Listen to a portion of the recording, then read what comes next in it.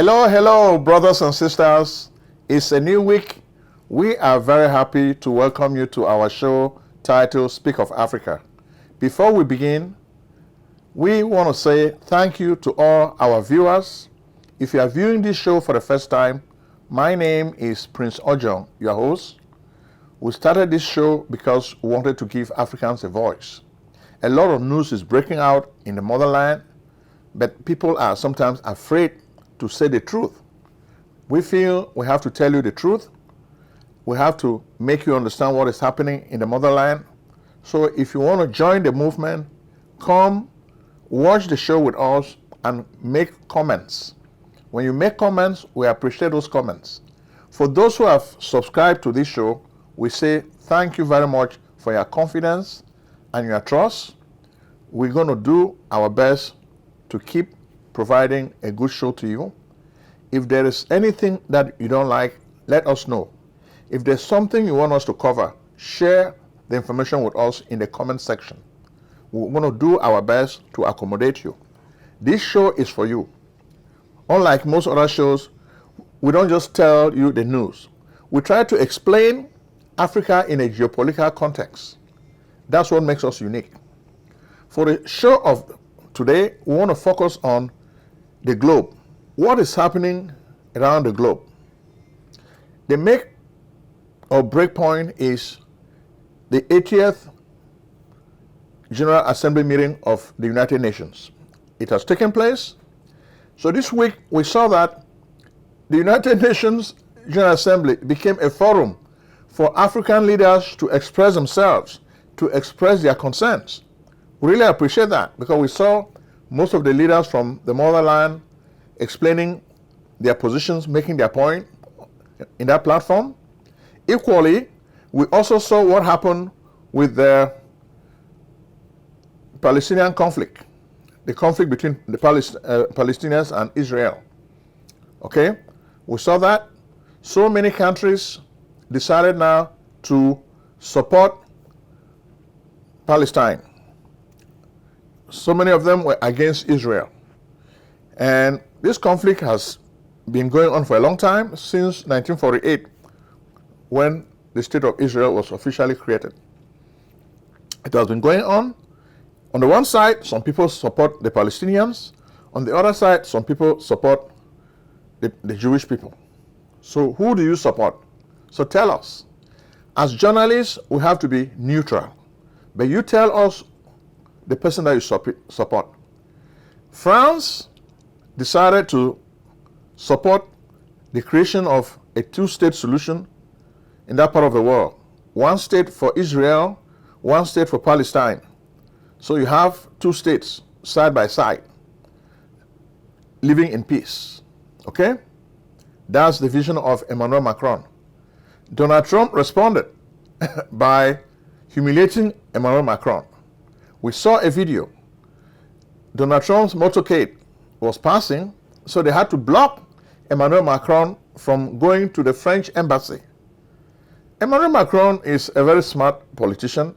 Instead of getting angry, he just called Trump and expressed his concerns. Okay, Mr. Trump, because of you, I cannot move. I cannot go to the French embassy. So I'll just walk there. As Emmanuel Macron was walking, instead of complaining, he did the best with a very bad situation. Instead of Donald Trump, who started complaining when the elevator malfunctioned at the UN, Emmanuel Macron simply smiled and started greeting ordinary Americans on the street while walking to the French embassy. So that's the backdrop of the news of today. So how does this fit? Then we'll continue to see that elections are not going well in Africa. We keep talking about democracy. Democracy in Guinea. No, things are not going well. Democracy in La République du Cameroon. That's going to be our main focus. We're going to spotlight the elections that are taking place on October 12th. In fact, we think Cameroon is going to have an October surprise. So far, Biya's underlings played games and they disqualified Maurice Kamto, who was the formidable opponent, who actually won the presidential election in 2018. But because of massive fraud by Paul Biya and his people, his victory was stolen from him.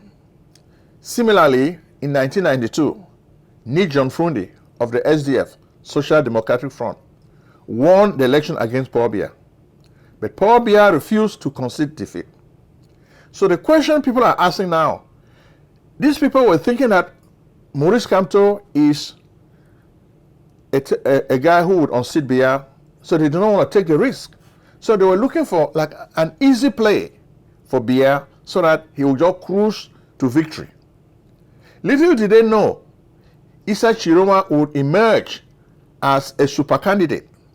In fact, the whole of the north, Ngaoundere, Garoua, Marwa, they are all behind Issa Chiroma. Issa Chiroma has lightened, he has galvanized the population. This week, we saw him in places like Betua, campaigning. All over the area Issa Chiroma is campaigning is just like Jesus' coming to Jerusalem, the entry of Jesus into Jerusalem. But a better metaphor, we see Issa Chiroma actually like the black Moses. God said, Moses, go, tell Pharaoh, let my people go. Issa Chiroma is today the new Moses. Paul Biya is the Pharaoh. So Issa Chiroma is telling Paul Biya, can you let these people go? The Lord wants these people to quit the satanic enslavement you've put them under. The Lord wants this satanic enslavement to end. Because today you can see that La République du Cameroon is a terrible country. Everything has collapsed. The center cannot hold. Okay? Just anarchy all over the place. And you can see this. The people are frustrated. The youth is dispossessed and angry, frustrated. They are going to Europe to look for greener pastures because there's no future for them. I feel sorry for the Cameroonian youth. When you look at what is happening today, the large crowds that Issa Chiroma is pulling, you see that he's not using money to buy the votes of most of these people. The people are hungry. They want change. Issa Chiroma seems to be the only credible guy who can provide them change. Issa Chiroma makes a very simple argument. He's saying that, please, I'm not a perfect candidate. I know I have a past. I spent time with this Biya devilish government. I was the Minister of Communication. I said there was no Ambazonian crisis. I was wrong. So it takes a great person to admit their faults. So Issa Chiroma first disarmed the population by stating that he made a lot of mistakes while working for the government of Paul Biya. As Minister of Transport, he tried to do his best to change the system. But he said Biya is finished. Biya cannot run the country. So it's somebody else who is running the country. So Biya is using people to run the country for him. So people believe Issa Chiroma because they know that he's an insider. So Issa Chiroma is not shying away. He's not running away from his record. He's accepting his record. So people are looking at Issa Chiroma today just like a repentant angel. It's just like Satan decides to ask God, God, forgive me. I did wrong. I did wrong things. I disobeyed you. I rebelled against you. But take me back. I want to be your servant. I want to serve you, O Lord. That's the way Issa Chiroma comes across. As a result, the Cameroonian people are ready to give him the benefit of the doubt. So when you watch the large crowds Issa Chiroma is pulling, you see the discontent. Douala, Betua, Marwa, all these places, you see Issa Chiroma flying. The crowds are just too many people. A sea of people. You will not believe that this is Cameroon. And I know the people behind Paul Biya are saying, wow, What is really happening here? Ngaoundere, Issa Chiroma is drawing all the large crowds. Garoua, Issa Chiroma is drawing all the large crowds. Maroua, Issa Chiroma is drawing all the large crowds. And the people are chasing away supporters of Paul Biya in the extreme north. In fact, the people who are supporting Paul Biya are worried. They made a mistake. They thought the problem was Maurice Kamto.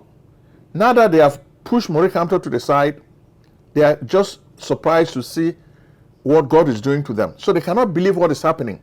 They are knocking their heads asking for what they're going to do next. What kind of fraudulent tactics they're going to adopt to stem the tide of this rise of Issa Chiroma. In fact, some people are even telling Paul Biya to cut short his trip to Geneva and return to Maroua to organize a political event. So far, we saw pictures of Biya's presidential guards. They're already moving to Maroua to prepare the way for their pharaoh to come and try to curtail the rise of Issa Chiroma in the polls. Already, the people are saying more than 85% of the people want Issa Chiroma as president. So there's nothing the Paul Biya government is going to do that would make the people of Cameroon accept him again. They vomited him out. So no, enough is enough. So even if this government, with their tricks, because they have Elekam is a fake tool. Elekam will always say Biya has won. So the people now are pointing fingers. Elekam, how are you going to say Biya has won? We are watching you. We are looking at what you're doing. So how are you going to play the fraudulent game this time? And then you have the Constitutional Council. It is populated mostly by Biya's lackeys. They will never say there's anything wrong with Biya. Even when Biya makes a mistake, they give him a pass. But they will disqualify and they will not listen to Maurice Kamto. So God works in a miraculous way, in a mysterious way. Issa Chiroma does not have even a box of sardine or a loaf of bread. He only has his words. It's like God is speaking through him. The people are seeing the manifestation of God in Issa Chiroma. It's just like Jesus told his disciples, go and speak. The Holy Spirit will be with you. So it's just like Issa Chiroma now has the Holy Spirit. In Exodus chapter 9, verse 1, God said, Moses, go down to Egypt and tell Pharaoh, let my people go. So that's the role that Issa Chiroma is playing in these elections. So far, Issa Chiroma is saying, don't worry, guys. I'm a man on a mission. I just don't want to be president. My mission is a mission from God to break the yoke of slavery, to free the Cameroonian people from bondage. The same way that Moses freed the Israeli people from the bondage of Egypt, Issa Chiroma now is freeing the Cameroonian people from the bondage of Paul Biya. That's the reality. And that's what is happening. So, do you believe what is happening or you think it's a fluke? You tell us. Biya is sitting now not pretty because he does not even understand what is happening. His hangers on, people like Peter Atanganji. You call him Paul Atanganji, but his name is really Peter Atanganji. Peter Atanganji, Monsieur le Molinex. Qu'est-ce que tu vas faire encore? You are a trickster, you are a fraud, a fake man. What are you going to do this time? Which game are you going to concoct and tell the people? They will not believe it. The way we see it, if Atanganji and his folks try to steal this election from the people, the repercussions are going to be serious. The people are going to go to the streets. In the past, the Cameroonian people were afraid to go to the streets. But when we look at all the signs, all the indications, just the north is going to break away. Then the Bamilikis, who have also seen that power has stayed with the Beti folks, the Bulus, they too want to enjoy the power. But they disqualified their candidate, Maurice Kamto. So what is going to happen now? From the way we see it, Cameroon is a powder cake. Okay? It's dynamite. It's going to explode. So the French are watching the situation cautiously, because if they don't take the right action, this whole thing is going to blow up in their faces, and they have a lot to lose. So they cannot afford to lose Cameroon the way they have lost Burkina Faso, the way they have lost Mali, the way they have lost Niger. So they want to learn from this. Even Libya, which is another country, this week, Nicolas Sarkozy, the former head of state of France, in 2007, he received a bribe from Gaddafi when he was running for election. Gaddafi financed those elections. In 2011, he decided to kill Gaddafi when Gaddafi started talking about the money he spent to support Nicolas Sarkozy. So Nicolas Sarkozy used NATO to bomb and kill Gaddafi. Since then, Libya has been in a mess. Gaddafi's cousin this week was in the French court in Paris. Nicolas Sarkozy has been found guilty of theft and bribery and corruption. So it looks like he may be in prison for 5 years. But poor Biya of Cameroon was crying for Nicolas Sarkozy, Mr. Fraud. Nicolas Sarkozy is Monsieur le Mallet. When people carry those briefcases full of money to bribe French presidents, Nicolas Sarkozy perfected this action. So it's very, very sad. We keep saying, be careful, there is karmic justice. When Nicolas Sarkozy was president, he covered all his tracks. Nobody could do anything to him. But now that he has lost the presidency, justice is slow, but the wheels of justice are turning. They have turned until they've got to him. Now he has to pay for the sins he committed in Africa. Look at Libya. A thriving African economy is all ruined. A nation is all ruined. Gaddafi was not a saint, but at least he provided stability and hope for his people. Can Biya provide hope to his people? No. He can say all the empty slogans. He cannot provide anything. Which is why the people now are saying, Cameroon, October surprise. Burkina Faso. At the UN, we saw what Burkina Faso was doing. They made a case for their country. What about Mali and Niger? Their prime ministers did the same thing at the UN General Assembly for their country. So the people now are using the UN platform to express themselves. So we like what we saw. Congo DRC, Felix Tshisekedi also used the platform of the United Nations to make a case for the genocide that has been taking place in his country. When we look at Felix Tshisekedi, already most of the big towns in the east of his country have been occupied by the M23 and other rebel forces. So he cannot really rule properly. He does not have the military might to push these guys away. So he's looking for help. At the same time, Felix Tshisekedi is looking for ways to extend his rule in Congo DRC. You can see Vital Kamerhe was pushed aside. He used to be the head of the National Assembly, the Speaker of the National Assembly. When they started running after him, he just chose to resign. Then it looks like that resignation is a sign that Felix Tshisekedi is trying to consolidate his hold on presidential power in Congo DRC. How is this going to work out? We've not heard much about Kabila during these few weeks, but Kabila is still in the background. Then, of course, the people in Congo say they are no longer at peace, even though they've signed this accord. Rwanda was even saying that Congo is not implementing some of the requirements of the accord they signed. So that's a problem. Then, to show you that Mr. Trump is always Mr. Dealmaker, invitation for citizens of Ghana, after John Mahama decided to accept some deportees from the United States, Donald Trump has reversed his position on tariffs and visa allotment to people from Ghana.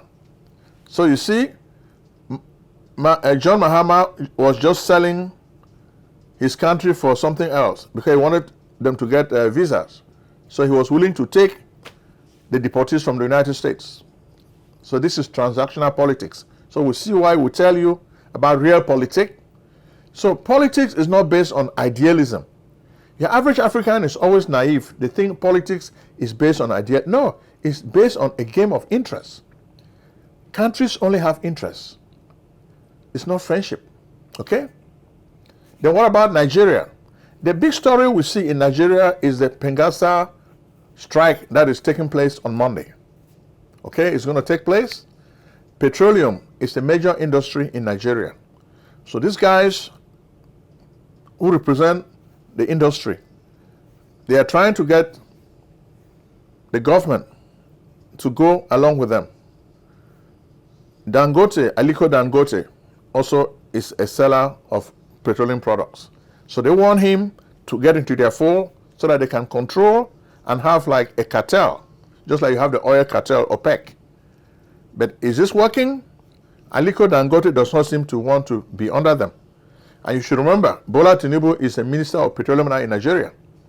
So he too has interest in the way the oil business operates in the country. So who is going to win? Well, these people have been used to getting kickbacks. So Aliko Dangote cannot prevent them from continuing to receive kickbacks. So they are trying to look for a way that they can continue having their kickbacks. So this will create a whole lot of problems. When you go to petrol stations and there's no gas, it will create a serious problem, just like what we saw during the early 70s with the oil embargoes. Carter lost the presidency in the United States. He did not win re-election because of this oil crisis. So if Nigeria has to experience this oil crisis, what's going to happen? Things are going to get to a head. Then finally, we take you to Zambia. This is Hakainde Hichilema's country.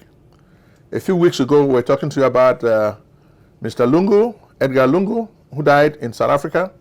But the story today is a story of mineral pollution in Zambia.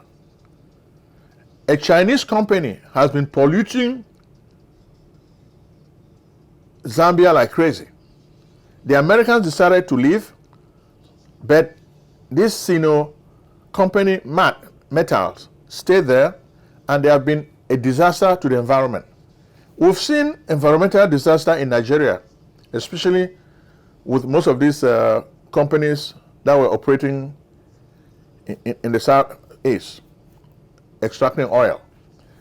The environment was degraded. The same applies to Zambia. So Hakainde Hichilema has done something positive. At least they've tried to penalize the Chinese companies that have been polluting the environment. Is this not a positive sign? So whenever a president does something nice, we have to accept.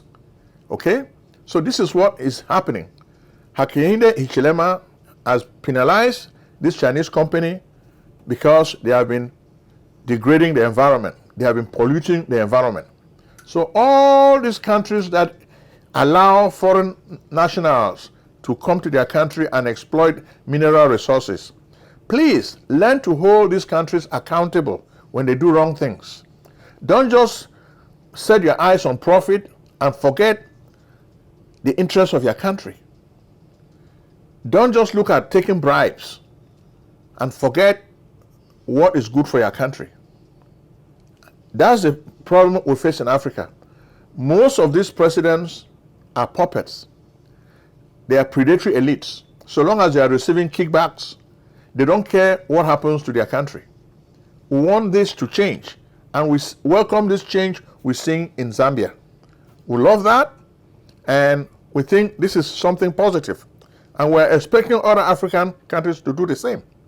So this is the week. Cameroon elections are coming. Paul Biya has been there for over 43 years. What's going to happen? So Isa Chiroma is the Black Moses. So we'll remind you. So what do you think? What do you think is going to happen to these elections in La République du Cameroon? Would this be a moment for Ambazonia to do something, exploit the situation? What do you think? Share your ideas with us, please. What should be done? Watch this show and please subscribe. Thank you.